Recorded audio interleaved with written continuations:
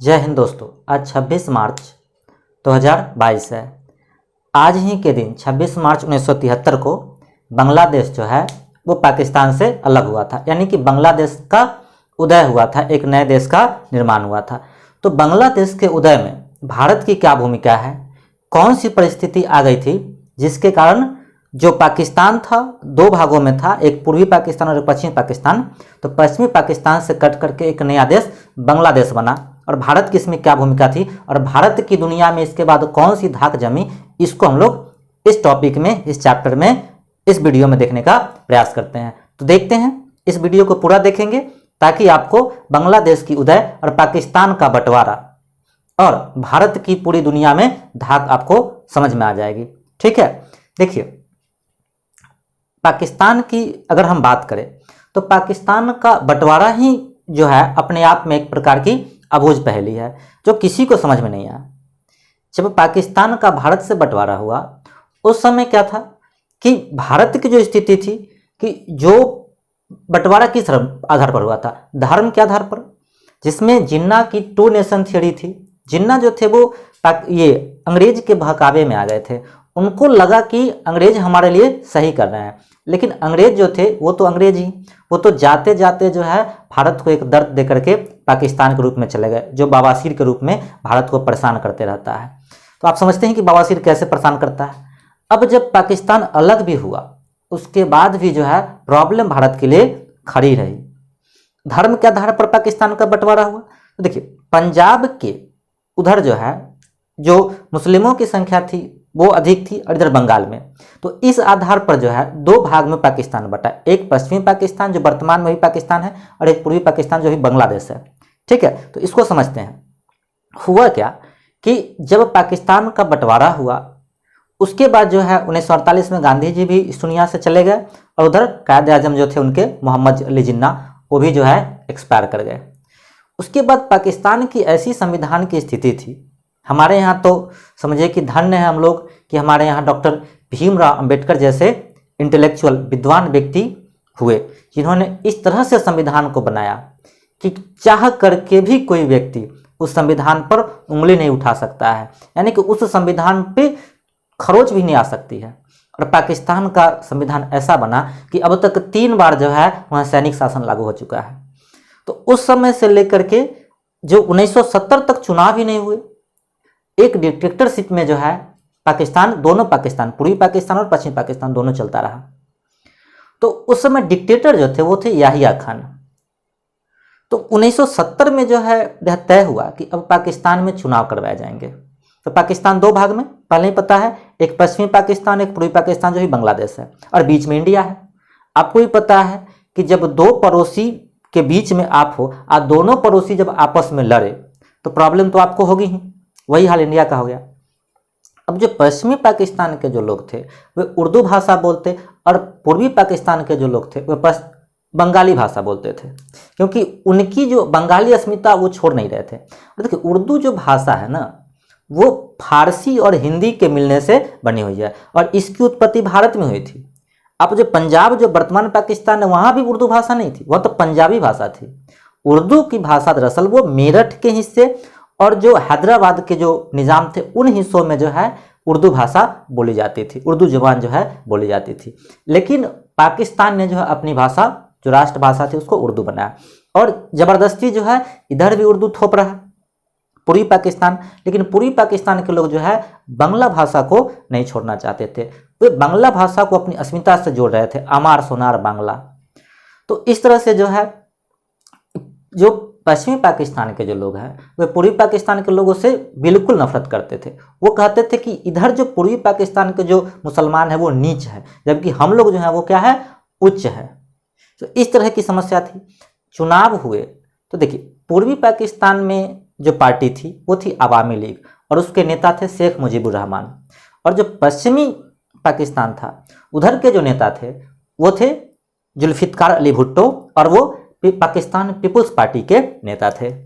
अब जो स्थिति दोनों के अगर डेमोग्राफी को समझे तो क्या है कि पश्चिमी पाकिस्तान में टोटल 138 से 140 सीटें थी, जबकि पूर्वी पाकिस्तान में जो है लगभग 160 सीटें थी। यानी कुल मिलाकर के पाकिस्तान की नेशनल असेंबली में 300 सीटों में से 160 सीटें जो थी वो पूर्वी पाकिस्तान में और 140 सीटें जो थी वो पश्चिमी पाकिस्तान में, यानी जनसंख्या जो थी वो पूर्वी पाकिस्तान में अधिक थी। जो आप जिनके बारे में बताएं, शेख मुजीबुर रहमान जो पूर्वी पाकिस्तान में अवामी लीग के नेता थे, उन्हीं की बेटी जो है शेख हसीना अभी जो है लगभग 18 वर्षों से जो है वह बांग्लादेश की प्रधानमंत्री है। और इधर जो पश्चिमी पाकिस्तान है, इधर जो शेख ये है जुल्फिकार अली भुट्टो, उनकी पुत्री बेनजीर भुट्टो पाकिस्तान की प्रधानमंत्री रह चुकी, उनके दामाद जरदारी अली भुट्टो पाकिस्तान के राष्ट्रपति रह चुके, और वर्तमान में जो है जो उनके बेनजीर भुट्टो के जो पुत्र हैं बिलावल भुट्टो, वो अभी अपोजिशन के नेता है अभी वर्तमान पाकिस्तान की। तो ये सब विरासत को लेकर के चले आ रहे हैं। हुआ क्या, जब 1970 में चुनाव हुए तो लगभग जो है पूर्वी पाकिस्तान की 99% जनता जो है वो अवामी लीग को वोट कर दी, और इधर जो है जुल्फिकार अली भुट्टो को की जो पार्टी थी पीपीपी, पाकिस्तान पीपुल्स पार्टी, उसको वोट कर दी। अब बहुमत 151 पर है, अवामी लीग को बहुमत से ज़्यादा सीट मिल गया, 160-162 सीटें मिल गई, और इनको 138 से 40 सीटें थी। अब जो है और याहिया खान और इनके बीच में, जुल्फिकार अली भुट्टो के बीच में एक डील हो गया था कि अगर हम प्रधानमंत्री बनते हैं तो आपको हम राष्ट्रपति बना देंगे, यानी याहिया खान को राष्ट्रपति बना दिया जाएगा। अब बहुमत किनको मिला, पूर्वी पाकिस्तान के अवामी लीग पार्टी के नेता शेख मुजीबुर रहमान को। जुल्फिकार अली भुट्टो स्टैनफोर्ड यूनिवर्सिटी से पढ़ के आए हुए हैं, उन्होंने जो है पाकिस्तान में नारा दिया रोटी कपड़ा और मकान, जबकि शेख मुजीबुर रहमान ने अपने पूर्वी पाकिस्तान में ये नारा दिया कि हम बांग्ला भाषा को प्रोत्साहित करेंगे, उसको अधिकार दिलाएंगे।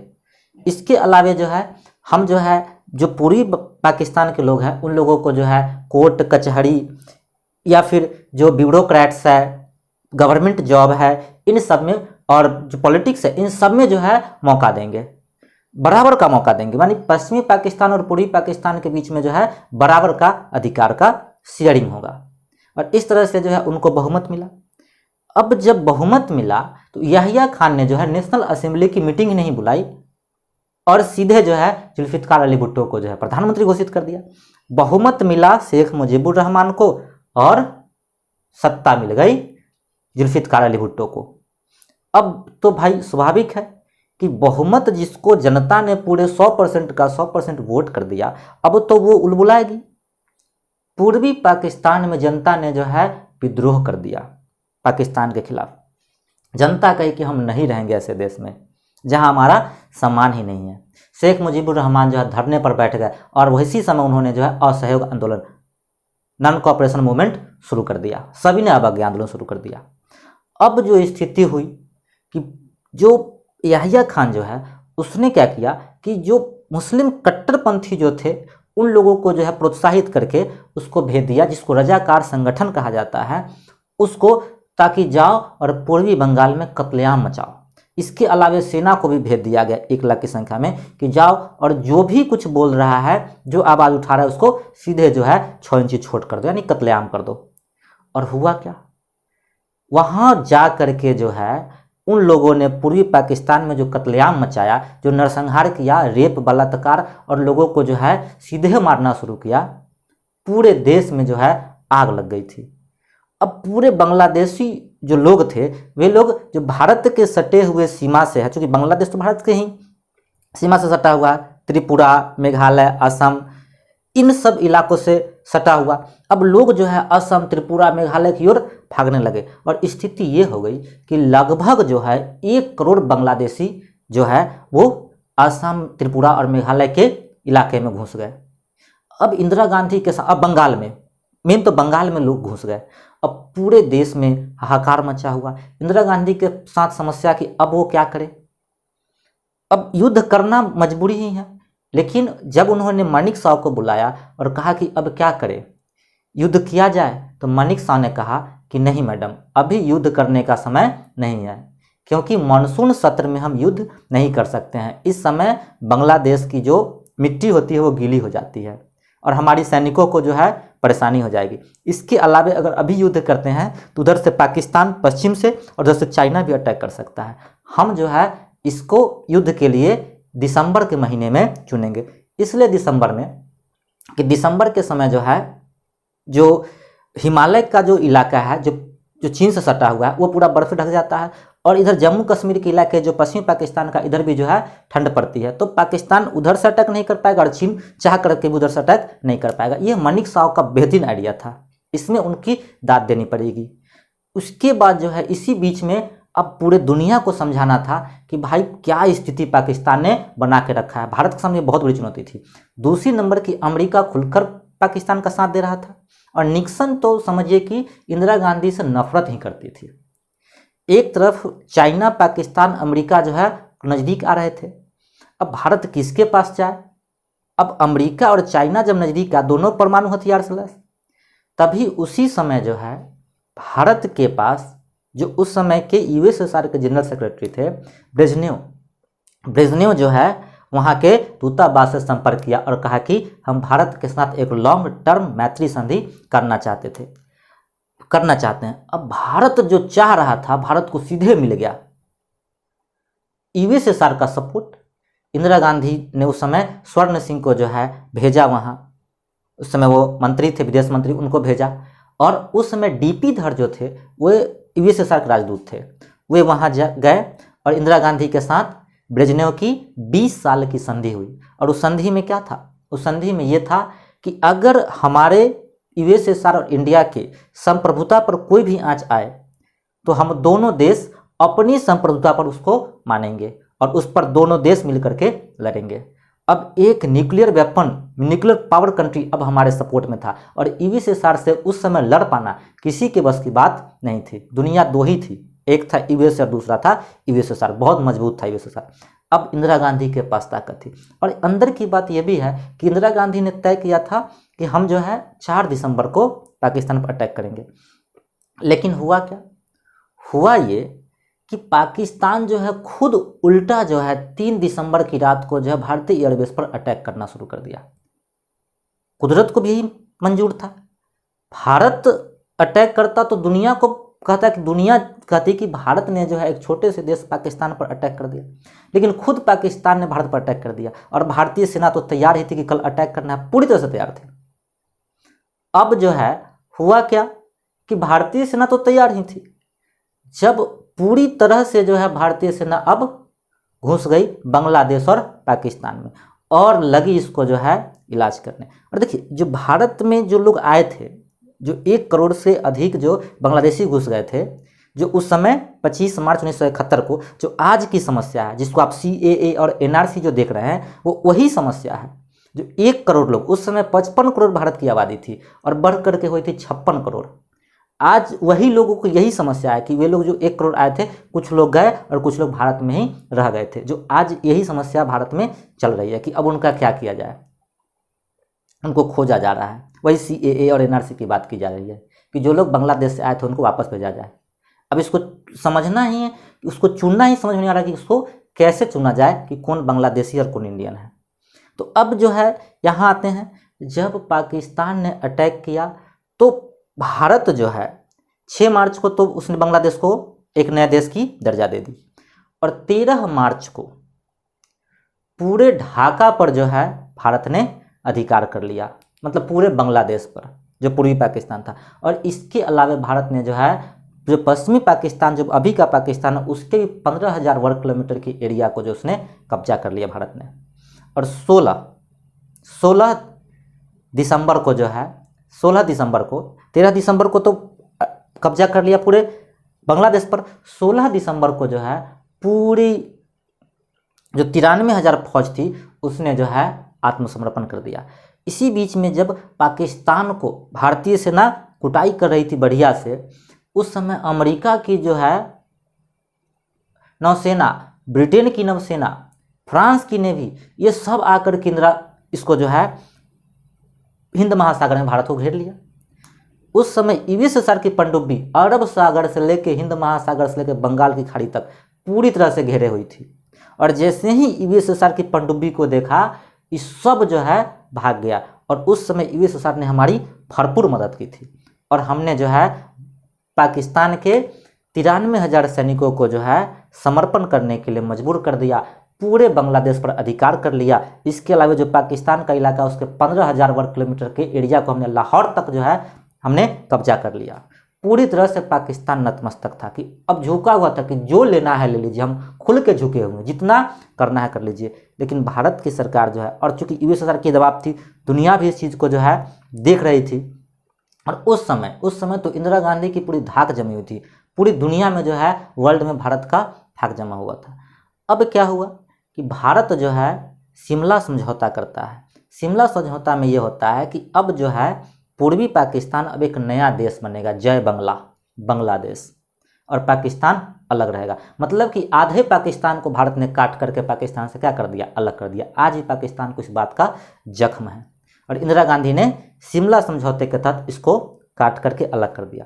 दूसरा नंबर कि भारत और पाकिस्तान के बीच में जो पीओके का मसला है, पीओके का, उसको भारत और पाकिस्तान आपस में बैठ करके सुलझाएंगे। दुनिया की कोई भी तीसरी देश उसमें हिस्सेदारी नहीं बनेगी, कोई मीडिएटर नहीं। जो भी मसला है भारत और पाकिस्तान के बीच है तो भारत और पाकिस्तान ही मिल करके इसको सुलझाएंगे, ऐसा शिमला समझौता में यह बात तय किया गया। और तीसरी नंबर बात है कि बांग्लादेश को एक नए देश की दर्जा की मान्यता देना, ये जो है पाकिस्तान से लिखवाया गया। तब जो है और बात आई कि अब जो है इधर के इलाके को क्या किया जाए। तो उस समय जुल्फिकार अली भुट्टो ने जो है कहा कि मैडम हम जो है अपने देश में जाए तो क्या लेकर के जाएंगे, कुछ ऐसी भी चीज़ें हमको छोड़ दीजिए कि हम कुछ मुंह लेकर के जाए, पाकिस्तान में लोगों को बता पाए। तो उन्होंने जो है उसको 15,000 किलोमीटर की जो स्क्वायर ज़मीन थी उसको जो है उसको दे दिया और उसके जो 93,000 सैनिक थे उसको भी जो है हमने रिहा कर दिया। हमने पूरी दरियादिली दिखाई कि इससे भी पाकिस्तान सुधर जाएगा। लेकिन यहाँ स्याही सुखी नहीं, तो जुल्फिकार अली भुट्टो जाए कहते कि देखिए भारत के पास सब कुछ था, हमारे सैनिक थे, जमीन थे, फिर भी हम सबको लेकर के वापस आ गए। मतलब वो सुधरने का नाम नहीं लेता। लेकिन चलिए जो हो, हमारी धाक पूरी दुनिया में जम गई। और इंदिरा गांधी की तो समझिए कि बल्ले बल्ले थी। चुनाव हुए उसके बाद उसमें तो इंदिरा गांधी की एक तरफा क्लीन स्वीप थी। भारत में हर सीट पर Indira is India, India means Indira, वह स्थिति हो गई थी। भारत को अब पूरी दुनिया रिकॉग्नाइज करने लगी थी। चाइना तो अब डरने लगा था कि सच में अब भारत भी जो है एक महाशक्ति। लेकिन उस समय यूएसएसआर ने हमारी सपोर्ट की थी बहुत अच्छी ढंग से, हम उस चीज़ को नहीं भूल सकते हैं। और फिर नया देश बांग्लादेश बना और वहाँ के जो प्रधानमंत्री होंगे वो शेख मुजीबुर रहमान होंगे। और उसी समय जो है इंदिरा गांधी ने मुजीबुर रहमान को जो है 4 प्रस्ताव दिए कि आप इन प्रस्तावों को अपने देश में लागू करेंगे, जिसमें पहला है राष्ट्रवाद, नेशनलिज्म, दूसरा है सेक्युलरिज्म। मतलब कि अब बांग्लादेश में जो है सबको, जो इस्लामिक राष्ट्र नहीं, अब बांग्लादेश एक पंथ निरपेक्ष, धर्म निरपेक्ष देश बनेगा, जहाँ सबको समान अधिकार, चाहे हिंदू हो, मुस्लिम हो, सिख हो, बौद्ध हो, जैन हो, सबको समान अधिकार दिए जाएंगे, सेकुलरिज्म लागू किया जाएगा। उसके बाद जो है उन्होंने कहा कि अब जो है चूँकि बांग्लादेश तो आज़ाद हो गया है तो वहाँ पर एक नई सरकार आएगी और उस सरकार को लीड कर रहे हैं कौन, शेख मुजीबुर रहमान। इसके अलावे जो है वहाँ सोशलिज्म और डेमोक्रेसी, सबसे बड़ी चीज़ डेमोक्रेसी, क्योंकि डेमोक्रेसी के जरिए ही तो आए थे और वहाँ पर डेमोक्रेसी लागू हुई। और अभी जो है बांग्लादेश की जो प्रधानमंत्री है वो शेख मुजीबुर रहमान की पुत्री शेख हसीना है। और इस तरह से बांग्लादेश आज़ाद हुआ था। इसमें भारत की बहुत महत्वपूर्ण भूमिका थी। ठीक है, आशा करते हैं आपको यह चीज़ें समझ में आई होगी। धन्यवाद, बहुत बहुत धन्यवाद।